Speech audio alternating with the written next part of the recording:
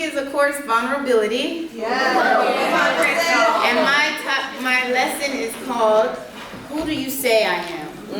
Reclaiming identity in Christ. Come on.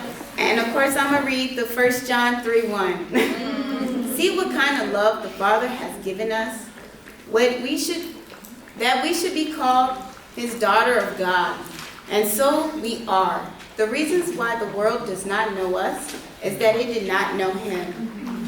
And I only have one point for tonight.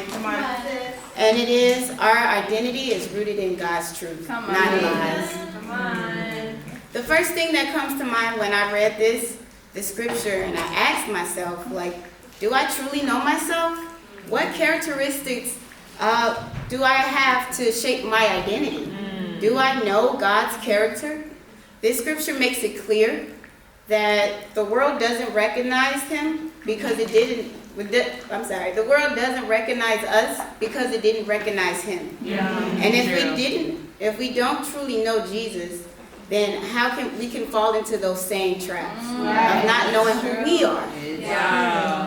So recently, I had to confront the way that I saw myself. I didn't recognize it at first because I thought my struggles were just passing emotions with different situations. So I thought it wasn't related, but they all stem from the same root cause, the same rooted lie that I believed about myself. And it showed up in different areas. One way, it showed up in my career. So I have my engineering degree. I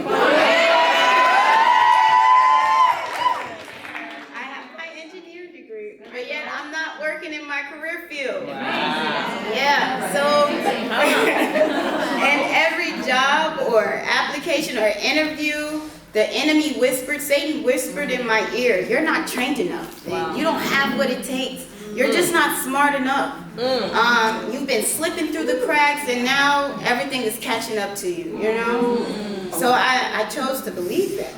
Anxiety took over. Fear of being exposed as a fraud now took over. It really crippled me in the interviews. No matter how much I tried to prepare, practice with interviewing, asking ChatGPT.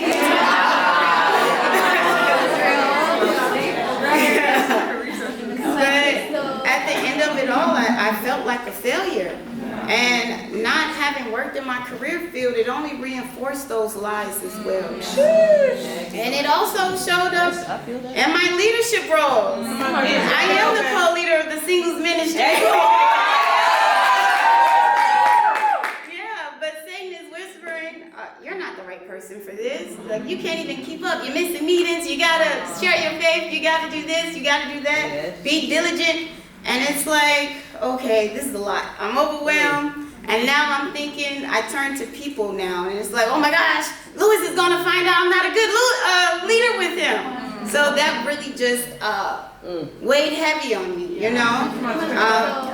Can anybody relate to that? But my feelings of inadequacies, and it really just kept me trapped in a cycle of sin, actually. So it led to impurity, procrastination, ungratefulness. And no matter how hard I tried to just fix these habits that I thought that was just one-offs, they always resurfaced because I was treating symptoms and not the root.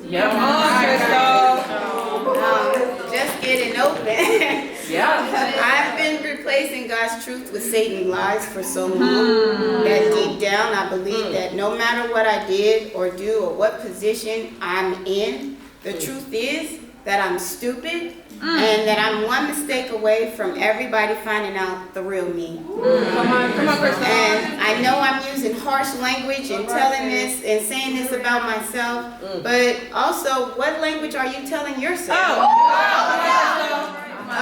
But the beautiful part is, I finally brought it to God.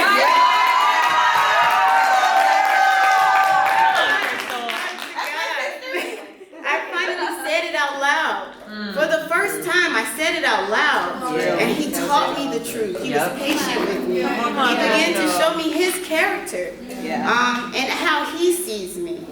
And that's why I love Matthew 25:14 through 30, and it's the parable about the talents. And the scripture that got me, it says, God gives according to our abilities. So that means I'm not stupid. I'm capable. I'm smart. Like God placed me here for a reason. Come on, Krystal. And then in 1 Samuel 9:17, how it says, the story about Saul, and then God was talking to Samuel about who he's going to choose to rule over Israel. And the scripture says, God was talking to Samuel, and it says, that's the man I told you about. He will rule my people. And I'm like, God, this is what you're saying to me?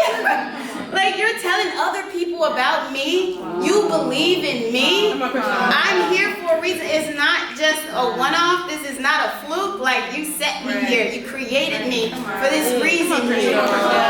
So I just want so I'm happy that I've learned that from God and chose to believe the truth and not replace it for a lie. That I am a daughter. That me and God, we carry the same identity. You know? So I do just want to challenge you all to know that you are set free.